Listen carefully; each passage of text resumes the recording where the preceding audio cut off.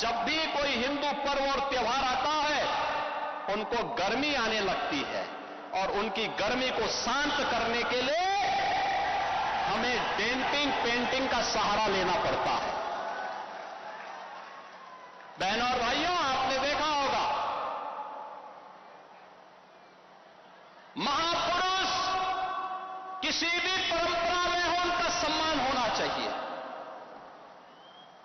आस्था अंतःकरण का विषय है, प्रदर्शन का विषय नहीं हो सकता। जिसकी जो आस्था है, अपनी आस्था के अनुसार अपने कार्यक्रमों को संपन्न करे, किसी को आपत्ति नहीं होगी।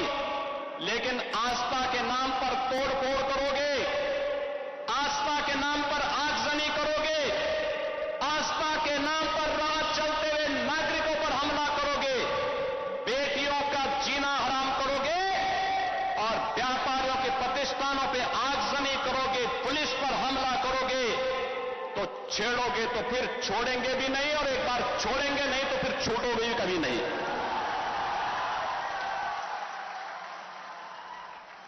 आपने देखा होगा, एक तरफ इस्लाम के में कहते हैं कि हम बुत परस्ती का विरोध करते हैं, ये उनका विषय है, उनका दर्शन है, उनकी फिलॉसफी है। हम तो मूर्ति पूजक हैं,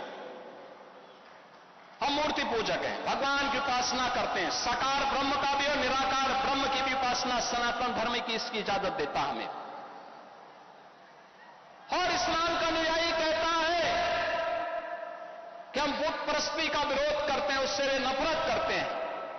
और दूसरी तरफ आई लव मोहम्मद कह करके अव्यवस्था और आगजनी तोड़फोड़ का सहारा ले रहे हैं। उन्हें मालूम है ये शारदीय नवरात्रि है, विजयादशमी का पर्व है, और शारदीय नवरात्रि को अगर अव्यवस्था पैदा करोगे, चंड मुंड बनकर के कार्य करोगे, तो मां भगवती कभी बर्दाश्त नहीं करने वाली है।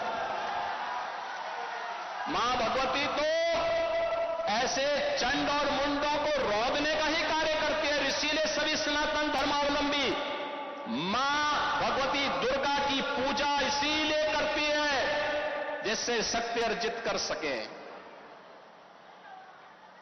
आपका उपासना आपका विषय, अंतःकरण का विषय होना चाहिए, चौराहे पर प्रदर्शन करने का विषय नहीं होना चाहिए। और इसीलिए हम लोगों ने कहा कि धर्मस्थलों पर माइक बंद होने चाहिए, अपने परमिशंस में आप बजाइए, दूसरों का जीना हराम बंद करिए, और ये प्रतिबंध उत्तर प्रदेश में यथावत रहेगा।